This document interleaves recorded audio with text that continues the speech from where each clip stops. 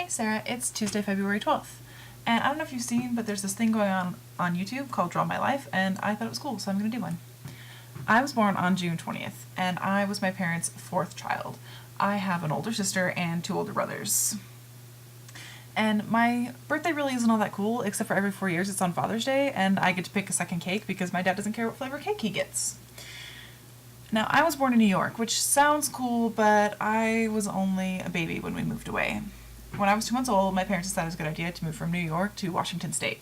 And the only memories I really have from Washington State are climbing apple trees, playing kick the can, and making those weird number cootie catcher things.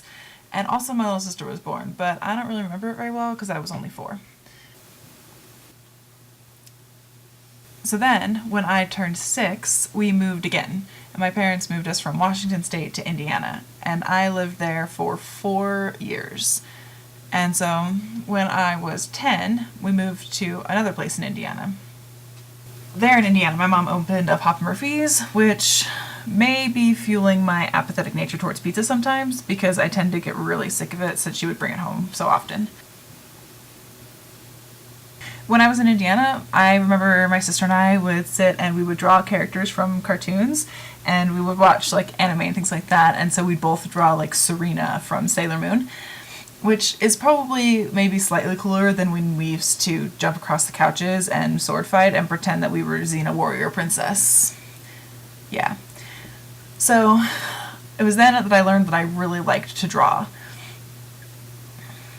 So if you've been paying attention, you know that my life map is kind of ridiculous, and I have moved across the country multiple times, from New York to Washington to Indiana, and then I moved to Colorado for my freshman year of high school.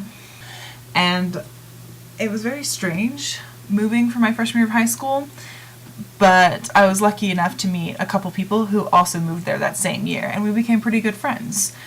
The sad part is that I only lived there for a year because we didn't sell our house in Indiana, and then we moved back. So I lived in Indiana for 4 more years before moving to Utah to go to school. So I decided to come to Utah because my older sister Alyssa goes to school here as well. And so we decided to move out here together, and that way I would know someone and someone who knew the area.